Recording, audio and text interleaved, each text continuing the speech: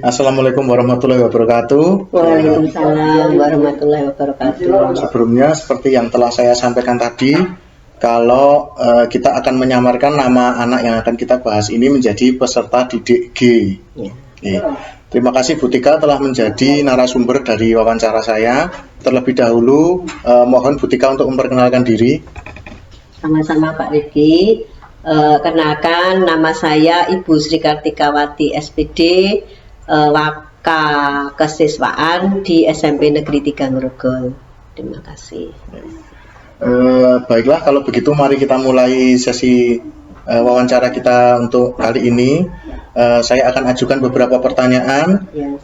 Di sini diharapkan Bu Tika dapat menjawab pertanyaan yang saya ajukan dengan jawaban yang sebenar-benarnya dan informasi yang telah Ibu Tika ketahui. Saya mulai wawancara. Yang pertama, apakah Ibu mengetahui kalau baru-baru ini ada kasus yang menyangkut peserta didik merokok di lingkungan sekolah kita?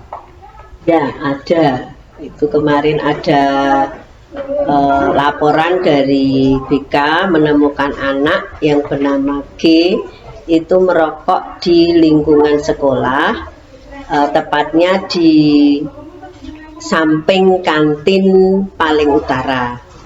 Dia saat itu masih pembelajaran, tetapi anak itu berada di luar kelas, dan setelah dicari gurunya dengan bantuan BK muter di sekolah, ternyata ditemukan dia membawa rokok dan menghisap rokoknya itu berada di dekat kantin utara.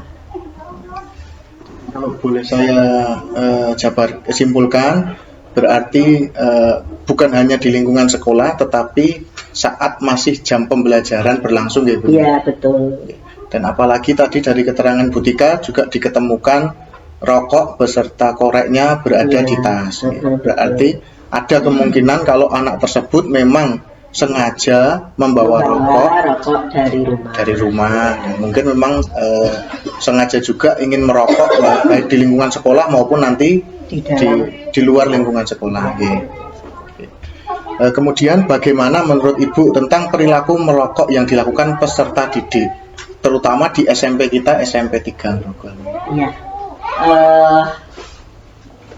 Di tata tertib itu memang sudah jelas untuk merokok di lingkungan sekolah itu kita dilarang, ya, dilarang. Ada tata tertibnya pada pasal 8 itu ada larangan-larangan. Saya bacakan ya Pak Rifki. Monggo Ibu. Pasal 8 larangan-larangan, siswa di sekolah dilarang melakukan hal-hal berikut. Nah, ini kebetulan merokok itu nomor 1. Merokok, minum minuman keras, mengedarkan dan mengkonsumsi narkotika, obat psikotropika, obat terlarang lainnya, dan berpacaran di lingkungan sekolah itu dilarang oleh sekolah. Jadi dari pihak kesiswaan sudah memiliki peraturan terkait dengan aturan merokok dan minum-minuman keras dan tadi yang disebutkan Bu Tika niku nggih. Berarti sebenarnya sudah ada pencegahan atau preventif terhadap hal ini, oke. Ya, ada. Terus jelas disebutkan di sini, Pak. Oh, oke. Ya. Terus kemudian menurut Ibu apa yang menyebabkan kok peserta didik itu berani untuk merokok di lingkungan sekolah, Ibu? Kalau di lingkungan sekolah dia berani, itu mungkin juga sudah dari rumahnya kebiasaan Pak Rifki. Kebiasaan anak-anak kita, lingkungannya itu banyak lingkungan yang merokok, dan kita berada di pinggiran kota yang memang masyarakatnya beraneka ragam ya Pak Rifki, dari kalangan bawah dan lingkungan yang bermacam-macam, dan dia dari keluarganya juga sudah merokok, dan banyak keluarga di sini itu yang broken home. Jadi banyak anak-anak kita di SMP 3 Grogol itu kita dapati itu ikut eyangnya, jadi ikut hanya ibunya, bapaknya tidak ada. Banyak sekali anak kita ditemukan seperti itu. Jadi kemungkinan perhatian orang tua sangat kurang, maka anak-anak itu banyak bergaul di lingkungan.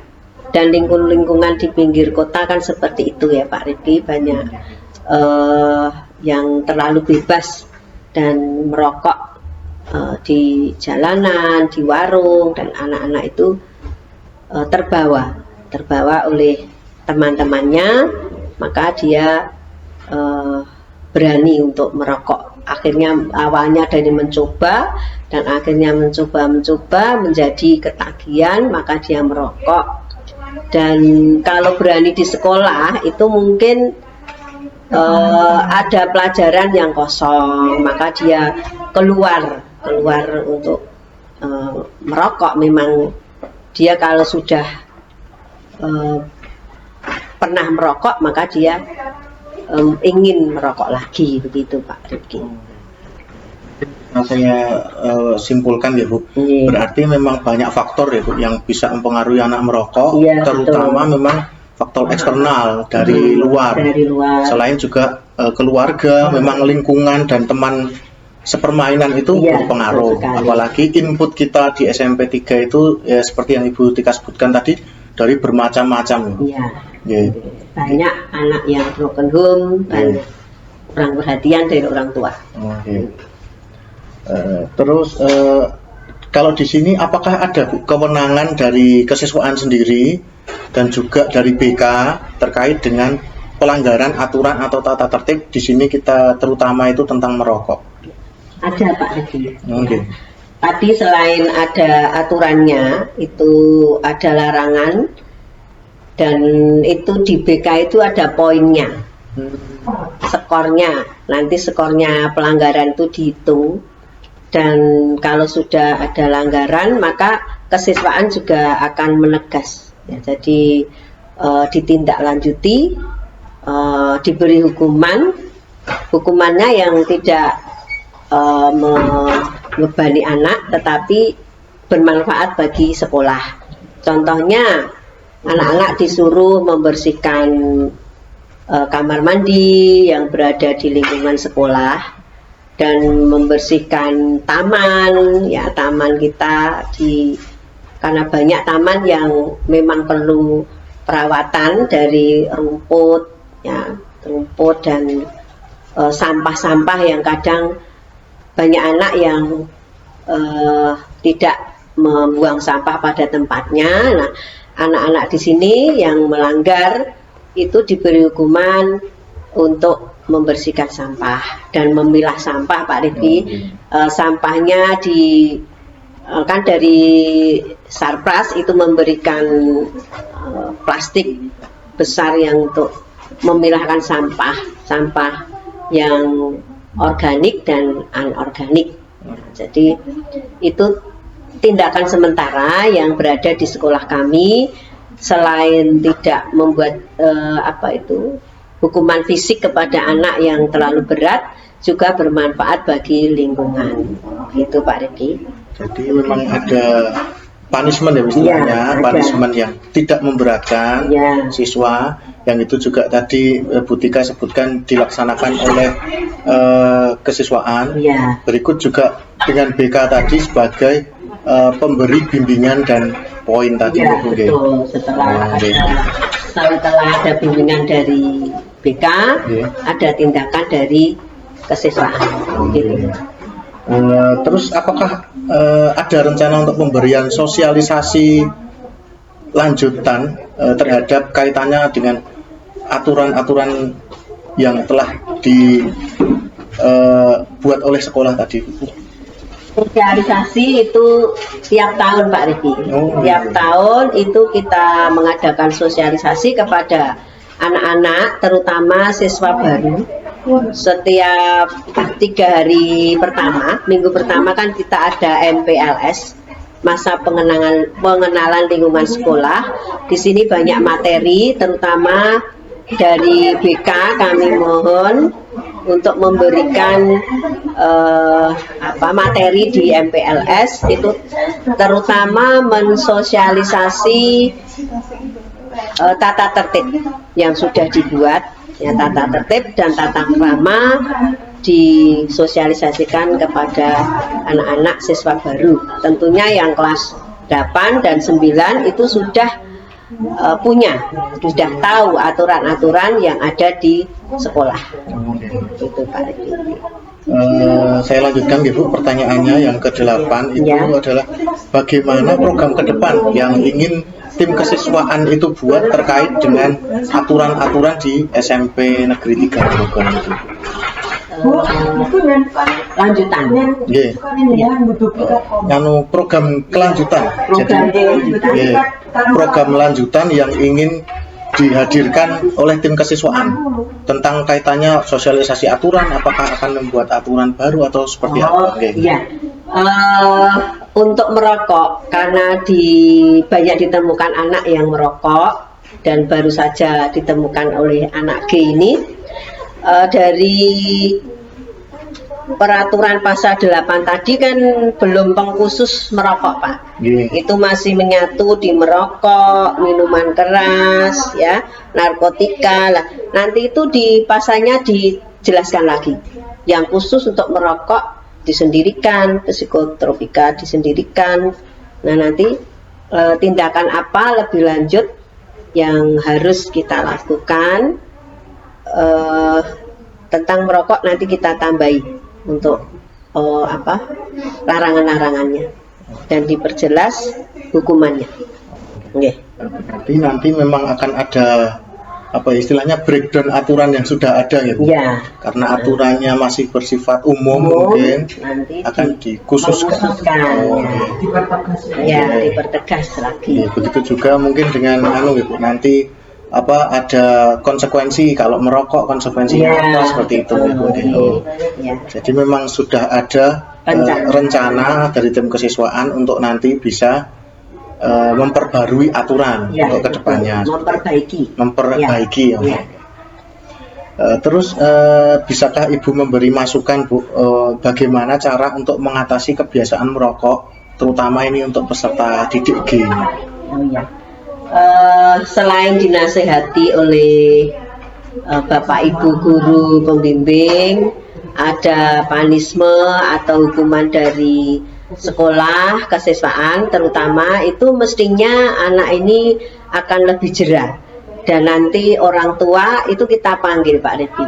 Rencana nanti orang tua dipanggil, diberitahu bahwa anaknya sudah merokok di sekolah dan itu sudah melanggar aturan sekolah, dan orang tua harus membimbing. Nah, dengan bukti ya Pak Riki, itu ada buktinya. Nanti orang tua juga hadir di sini, harus menandatangani selain tanda kehadiran, ada surat pernyataan bahwa anak tersebut, anak G ini tidak akan melakukan lagi untuk merokok di sekolah ataupun di lingkungan sekolah. Jadi untuk tim kesiswaan, kalau boleh saya juga jabarkan sedikit ya. Seperti yang Bu Tika tadi sampaikan, memang setelah ini akan ada bimbingan berkelanjutan. Jadi tidak hanya kemarin ketahuan terus ada sedikit punishment dan sudah gitu, tetapi memang setelah itu akan ada pemanggilan, tindak lanjut, mungkin dari tim BK juga membantu. Nanti saya juga memberi konseling individu. Nanti juga ada istilahnya kontrak perilaku ya Bu, atau surat pernyataan yang diketahui oleh orang tua sebagai walinya, seperti itu. Ini akhir dari wawancara saya. Terima kasih banyak atas jawaban luar biasa yang tadi telah diberikan oleh Ibu Tika terkait dengan aturan-aturan dan kewenangan dari tim kesiswaan maupun bimbingan konseling. Semoga jawaban dari Ibu Tika dapat bermanfaat sebagai bantuan kepada anak-anak kita dalam lebih mengetahui tentang aturan-aturan yang berlaku di sekolah kita yang tercinta ini. Sekali lagi terima kasih. Saya akhiri wawancara kali ini. Wassalamualaikum warahmatullahi wabarakatuh. Waalaikumsalam warahmatullahi wabarakatuh. Oke, assalamualaikum warahmatullahi wabarakatuh. Waalaikumsalam warahmatullahi wabarakatuh. Oke, terima kasih telah datang ke sini. Bapak memanggil kamu karena Bapak ingin melakukan wawancara terhadap kamu terkait dengan teman kamu yang tadi Bapak sebutkan namanya. Sekarang kita menyebut nama teman kamu dengan G. Oke, peserta didik G atau si G. Oke. Sebelumnya silahkan kamu memperkenalkan diri dulu. Nama saya Hanif Mustafa, kelas 9F, temannya Sige. Oke. Terima kasih. Jadi Bapak di sini ingin menjaga kerahasiaan informasi G, dan tujuan dari wawancara ini adalah menguak informasi. Jadi kamu nanti silahkan untuk memberikan info sebaik-baiknya sesuai dengan apa yang kamu tahu. Dari sini apakah ada yang ingin kamu tanyakan? Tidak ada. Oke. Kalau begitu, Bapak mulai saja wawancara kita hari ini.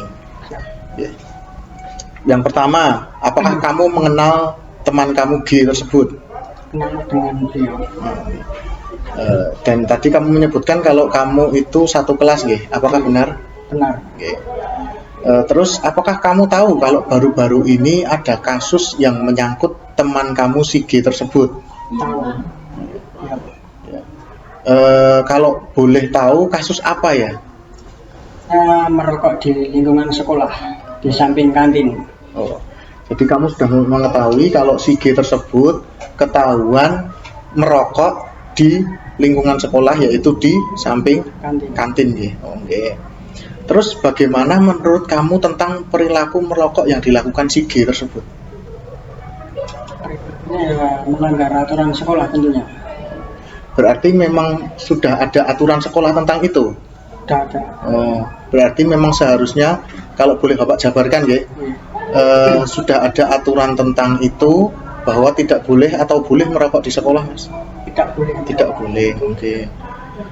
Kalau menurut kamu, apa yang menyebabkan G itu kok berani merokok di lingkungan sekolah? Karena ikut temannya atau karena organisasi di sekitarnya gitu. Berarti bukan karena teman sekelas juga ada yang merokok atau gimana? Ya, ada temannya sekelas yang ikut merokok atau mengajak dirinya untuk merokok gitu. Berarti memang ada kumpulannya gitu, mungkin Ya, gitu. Dan memang tadi kamu bilang memang teman sepergaulannya juga, gengnya atau kelompoknya itu juga mungkin saja ngajak Galuh untuk merokok gitu ya. Apakah Galuh pernah bercerita kalau dia itu merokok ke kamu, Mas? Pernah. Kalau boleh tahu kapan Galuh itu cerita ke kamu dia merokok? Kemarin, Pak. Oh, kemarin itu sebelum dia ketahuan itu atau? Iya, sebelum dia ketahuan. Berceritanya seperti apa? Berceritanya ya cuma cerita biasa, aku merokok di samping kantin di lingkungan sekolah. Oh, berarti setelahnya berarti setelah ketahuan dia cerita ke kamu. Ya. Apakah sebelum kejadian tersebut dia pernah cerita kalau sebelum itu saya juga merokok? Pernah cerita. Kapan itu? Hari Sabtu kan? Sabtu dulu ya? Iya, Sabtu dulu. Oh, kalau boleh tahu ceritanya saat apa? Di sana saat jam istirahat kedua. Okay. Udah. Saat jam istirahat kedua dia menceritakan merokok. Kalau saya merokok gitu. Iya. Terus kamu kan punya kontak Galuh nggak sosial media gitu? WA, FB, TikTok kah? Oh, punya. Kalau perilakunya di sosial media, apakah menunjukkan kalau dia itu merokok? Pernah membuat status WhatsApp bungkus rokok gitu. Oh, status bungkus rokok gitu. Ya. Jadi sudah mengarah. Ya. Kalau menurut kamu. Oke.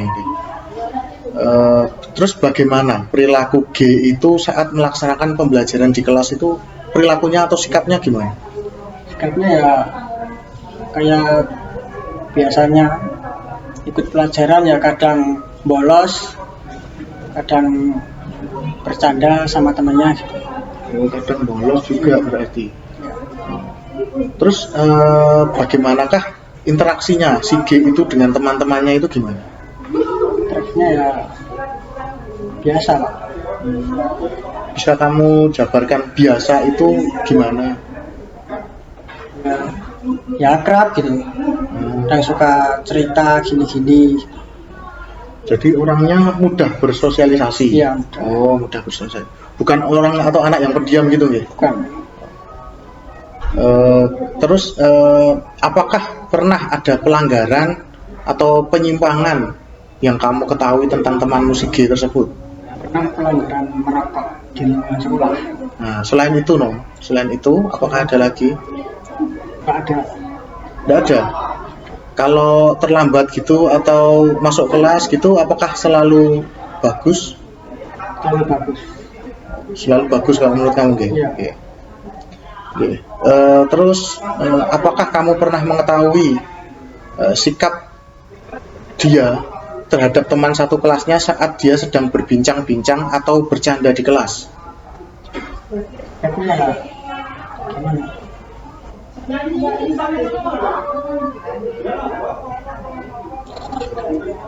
Atau dia sering cari perhatian atau memang tadi kan katanya dia bukan tipe yang pendiam ya? Iya.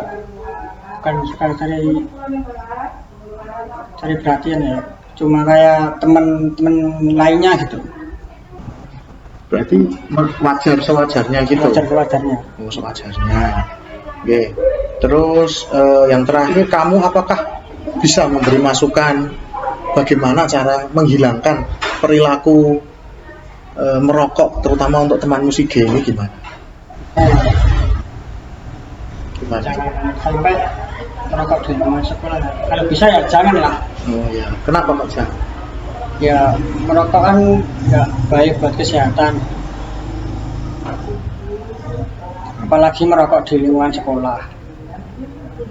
Jadi Bapak simpulkan memang merokok itu kan tidak baik. Ya. Jadi menurutmu si G ini sebaiknya berhenti merokok saja.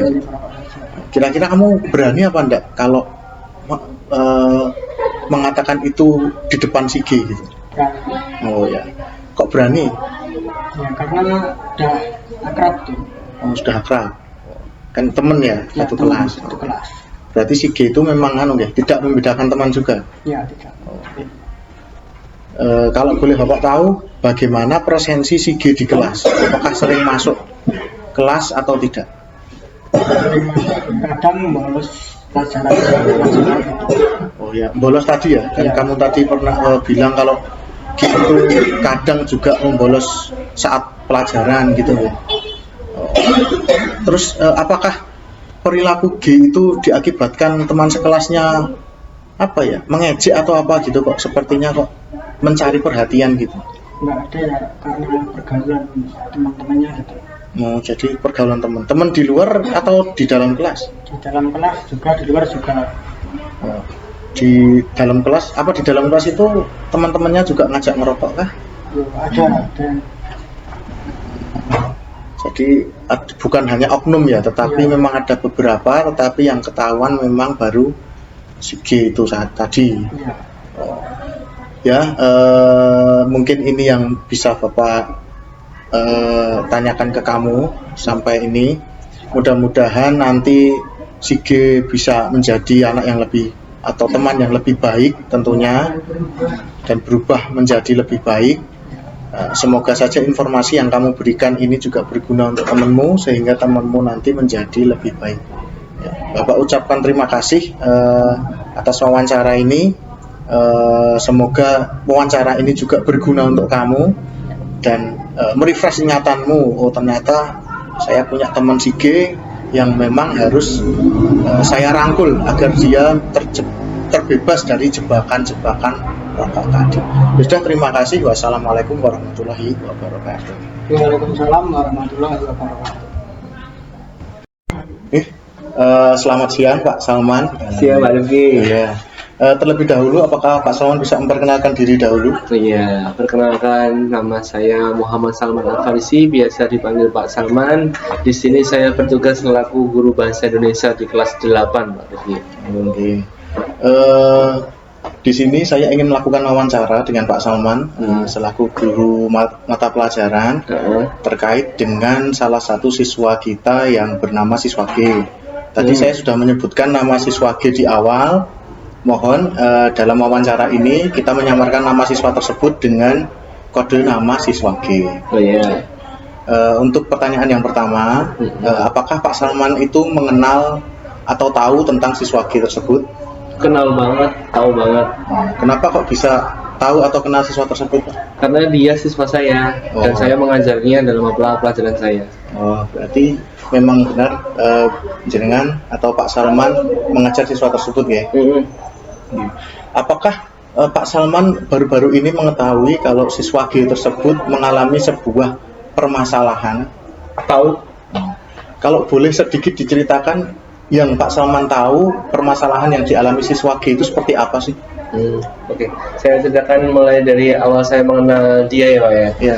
Dari awal perkenalan saya dengan si G di kelas dengan anak tersebut, itu sudah menunjukkan perilaku yang berbeda. Artinya dia udah menonjol dari teman-teman sekolahnya, dia udah paling menonjol. Dan kebetulan terakhir dengar dan saya lihat sendiri, dia terkandung sebuah kasus yang berkaitan dengan ketertiban di sekolahan kita. Dia melanggar salah satu peraturan di sekolahan kita. Dia merokok di lingkungan sekolah kita. Dari situ berarti Pak Salman memang benar-benar mengetahui baik itu tentang individu dari siswa G maupun permasalahannya. Benar kalau siswa G telah ketahuan merokok di lingkungan sekolah. Iya. Menurut Bapak, bagaimana perilaku merokok yang dilakukan oleh peserta didik G? Dia merokok selayaknya seorang yang sudah lihai merokok. Jadi dia bawa rokoknya, dia bawa koreknya, dan dia cara menghisap dan merokoknya itu sudah lihai, sudah terbiasa menurut saya. Berarti kalau boleh saya tambahkan, mungkin dia sudah mempersiapkan membawa rokok sendiri dari rumah, apakah Sudah. Jadi semua rokok, korek, bahkan mungkin sudah merencanakan kalau ingin merokok di sekolah seperti Iya. itu. Kalau merencanakan ingin merokok di sekolah saya kurang tahu, tapi kalau dia membawa rokok dan korek ke sekolah, dia bawa dan dia tertangkap basah merokok di sekolahan. Dan bukti rokok beserta koreknya itu ditemukan. Ditemukan. Oke. Kalau menurut Pak Salman, apa yang menyebabkan peserta didik G tersebut kok berani merokok di lingkungan sekolah? Menurut saya, pendapat saya secara pribadi, kenapa kok dia berani merokok di lingkungan sekolah? Itu yang pertama, karena ingin dari pola pikir dia sendiri sudah berbeda dengan teman-teman yang lain. Bahwasanya aturan yang ada di dalam sekolahan itu sudah dianggap sama dia itu hanya sekedar aturan. Dan kemudian kalau dia bisa mengelabuhi sebuah peraturan, dia bebas dari denda atau sanksi dari peraturan itu. Jadi menurut saya dia melakukannya itu dengan sadar diri bahwa dia melakukan pelanggaran peraturan dan dia lakukan dengan normal, sehat. Dia nggak ada kecenderungan untuk terpaksa atau dalam paksaan orang lain, nggak ada. Jadi mungkin saya dapat simpulkan kalau menurut Pak Salman ini dari hasil tanya atau tanya ke anaknya. Tanya ke anaknya. Oh ya. Jadi anaknya menjawab dia memang sengaja mencari celah untuk dapat melakukan perilaku merokok tersebut di sekolah dengan sadar diri tanpa paksaan siapapun. Kemungkinan juga anak tersebut pernah merokok di luar karena dilihat tadi dari perilaku merokoknya itu ya Pak. Sudah lihat. Sudah lihat seperti itu. Kalau di kelas Pak, sekarang Bapak kan juga mengajar di kelasnya. Kalau boleh saya sedikit tahu, kalau perilakunya saat di kelas itu seperti apa? Siswa G jika dalam pelajaran saya di kelas itu agak sedikit menonjol dengan teman-teman yang lain. dia cenderung lebih vokal, tapi vokalnya dalam artian dia sering membuat kegaduhan atau keramaian di kelas. Jadi dia mengutarakan pendapatnya seolah-olah dia itu meminta perhatian dari kita. Dia menonjolkan perbedaannya seolah-olah dia meminta perhatian dari kita dan menunjukkan bahwasanya dirinya berbeda dengan teman-teman yang lain, sehingga mau nggak mau dalam pembelajaran di kelas saya, siswa kita tersebut menjadi pusat perhatian satu kelas. Jadi memang ada kecenderungan anak tersebut mencari perhatian ya Pak. Jadi memang anak tersebut dapat dikatakan aktif, tetapi dalam hal yang negatif. Iya betul. Karena mencari perhatiannya bukan mencari informasi terkait hal yang diajarkan, mungkin, tetapi dengan hal yang hal yang apa ya istilahnya, bercandaan seperti Iya, itu. Kalau dengan teman sekelasnya, apakah dia pernah saat pelajaran Pak Salman itu malah asik sendiri dengan temannya atau ngobrol atau seperti apa kalau interaksi antara peserta G dan teman? Dia bersama teman-teman yang lain, karena dia memiliki keterbatasan fisik juga dari teman-teman yang lain, dia sering jadi bahan bully dari teman-temannya. Seperti itu. Kemudian kalau masalah sosialisasi dengan teman-temannya, dia tidak begitu memperhatikan teman-temannya yang membuli dia. Bahkan dia merasa lebih suka kalau diperlakukan spesial daripada teman-teman yang lain. Dan teman-teman yang lain juga menganggapnya itu udah hal yang wajar dari keseharian mereka. Kalau boleh tahu, tadi ada kekurangan fisik dari peserta G itu seperti apa ya? Mohon maaf, ini dari siswa saya G itu agak sedikit berbeda di penampilan fisiknya. Oh, penampilan fisiknya kalau boleh tahu ada apa? Dia giginya agak maju ke depan, itu jadi bahan bully dari teman-temannya. Oh, iya. Jadi dibully karena giginya tidak rata seperti itu. Iya, betul. Oh, iya. Apakah menurut Pak Salman itu bisa menjadi pemicu dia bertingkah apa ya namanya? Bertingkah kurang lazim seperti mencari perhatian tadi, Pak? Mungkin itu bisa jadi salah satu indikatornya, tapi kalau itu pemicu utamanya saya kira enggak. Tapi kalau jadikan salah satu indikator itu sebagai pemicu, mungkin bisa jadi iya. Lanjut ke pertanyaan berikutnya ya Pak. Iya. Apakah Pak Salman pernah melihat peserta G atau mengetahui peserta G tersebut memiliki pelanggaran lain selain pelanggaran merokok? Ada. Dalam pelajaran saya sering dia datanya terlambat, padahal sebelum pelajaran saya itu ada pelajaran di mapel yang lain. Dalam sugesti saya dia bolos dalam pelajaran mapel yang lain gitu. Jadi kalau di mata pelajaran Pak Salman bolos, otomatis jam sebelumnya juga tidak mungkin hadir seperti itu. Iya. Berarti memang ada juga kecenderungan dia itu membolos juga selain untuk merokok. Oh, seperti itu ya. Bagaimana kalau peserta didik G itu berkomunikasi dengan Pak Salman selaku guru, atau Pak Salman pernah mengetahui peserta didik tersebut berkomunikasi dengan guru lain? Kalau khususnya berkomunikasi dengan saya lancar, dia bisa menjawab dari semua pertanyaan yang saya ajukan berkaitan dengan diskusi atau sosialisasi bukan dengan materi ya. Kalau diskusi biasa, komunikasi dengan guru dan siswa berkaitan di luar materi, dia bisa menjawab dengan normal. Tapi kalau kecenderungan dari beberapa guru mapel yang lain itu sering menginformasikan bahwasanya siswa tersebut itu emang sering bolos, dan komunikasi ke guru yang lain itu juga kasar. Kasar, di sini saya ingin menggali lebih jauh. Kasar yang dimaksud apakah bahasanya ataukah suaranya yang keras ya? Bukan bahasanya atau bukan perilakunya atau bukan sikapnya yang keras. Saya mengatakan dengan diksi kasar karena dia itu tidak memperhatikan dari setiap himbauan yang dilakukan oleh bapak ibu guru yang lain, termasuk dengan saya. Jadi sudah berkali-kali diberi teguran, diberi nasihat, tapi di lain hari melakukan hal yang sama lagi. Jadi dia tidak mengindahkan dari teguran atau himbauan yang sudah dilakukan pada dia. Itu yang saya katakan kasar di situ. Berarti kalau boleh saya simpulkan lagi, kasar itu lebih ke mungkin ya Pak, kalau saya bisa memakai bahasa saya sendiri, keras kepala seperti itu. Berarti kasar karena tidak mau mendengar nasihat dari orang lain, seperti itu ya. Bisakah Bapak memberitahu bagaimanakah kira-kira cara agar anak tersebut bisa menghentikan kebiasaannya merokok, Pak? Kalau saya memberikan sebuah pendapat dalam diri saya sendiri, itu kita butuh hubungan yang lebih dekat lagi dengan si anak pertama, kemudian dengan koordinasi guru, semua guru terutama guru BK, dan kemudian dikoordinasikan dengan kerjasama dengan orang tua. Jadi kita bersinergi bersama, berkolaborasi bersama, termasuk dengan si anak. Seperti itu. Iya. Jadi kalau boleh saya jabarkan lagi mungkin lebih ke komunikasi gitu. Iya, Anak itu komunikasi. harus dikomunikasikan kenapa kok ini sampai terjadi, bahkan di kelas juga terjadi hal-hal penyimpangan tersebut. Iya. Kenapa?